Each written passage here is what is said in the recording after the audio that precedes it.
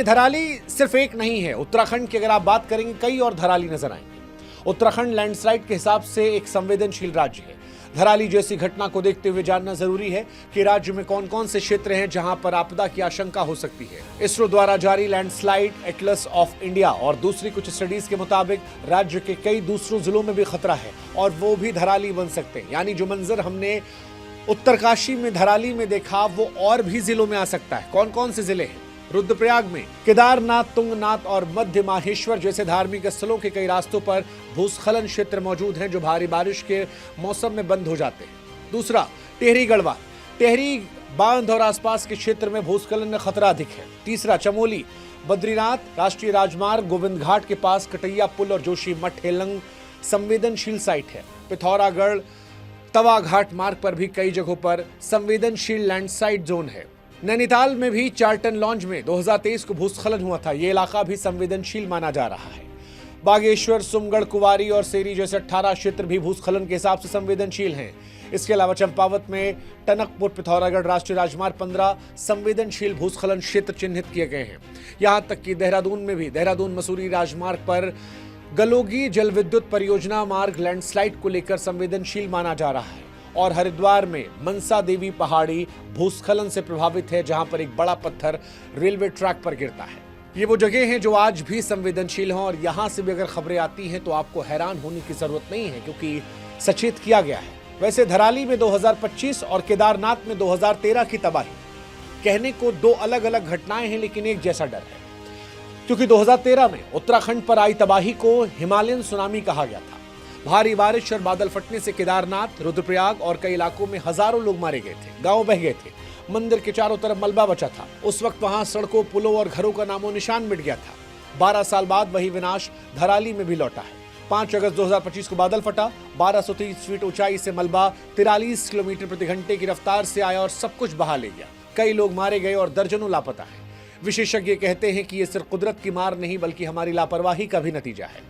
हमने पहाड़ों को काटकर सड़कें बनाई, जंगल उजाड़े, नदियों के रास्ते में छेड़छाड़ की।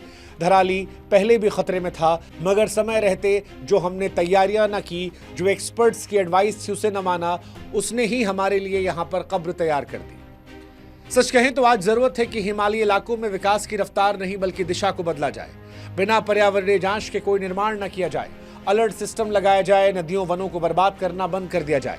वरना जो कुछ 2013 केदारनाथ में हुआ, जो अब 2025 में उत्तरकाशी में हुआ, वो हादसे सिर्फ इतिहास नहीं बल्कि भविष्य भी बन जाएंगे। 2013 में उत्तराखंड में जब बाढ़ और भूस्खलन आया था तो उसे हिमालयन सुनामी यूं ही नहीं कहा गया था। उस घटना में सरकारी आंकड़ों के मुताबिक 5000 से ज्यादा लोगों की जान गई थी, हजारों बेघर हुए थे, सैकड़ों गांवों का नामो निशान मिट गया था।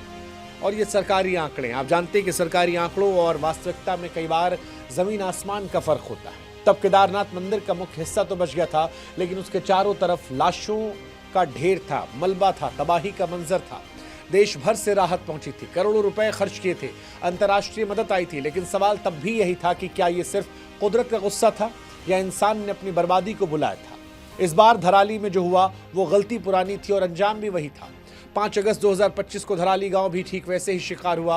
बादल फटा, 1230 फीट की ऊंचाई से मलबा गिरा, घर, दुकान, होटल सब तबाह हो गए। तस्वीरें और वीडियो डराने वाले हैं।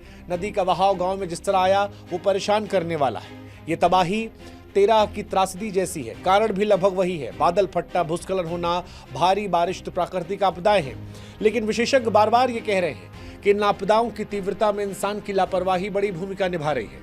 हिमालयी इलाकों में तेजी से हो रहा अनियोजित विकास, पहाड़ों की कटाई, जंगलों की बेरहमी से सफाई और नदियों के रास्ते में हस्तक्षेप ने प्रकृति के संतुलन को बिगाड़ दिया है। धराली जैसे गांव जो गंगोत्री धाम के रास्ते पर है, पर्यटन तीर्थयात्रा के चलते तेजी से बदलते जा रहे हैं। सड़कें चौड़ी की जा रही है, होटल, होम स्टे बन रहे हैं और इसके लिए जिस तरह से पहाड़ों काटा गया है उसी का नतीजा है कि जमीन कमजोर है। बारिश या भूस्खलन आते ही पूरा इलाका धंस जाता है। और वैसे भी पहाड़ों में नदियां केवल पानी लेकर नहीं चलती हैं, वो मलबा लेकर चलती हैं, पत्थर लेकर चलती हैं। 2025 के मानसून में हिमालयी राज्यों में 30 से 40 बादल फटने घटनाएं दर्ज हुई हैं। ये सिर्फ जलवायु परिवर्तन नहीं बल्कि हमारी नीतियों का भी नतीजा है।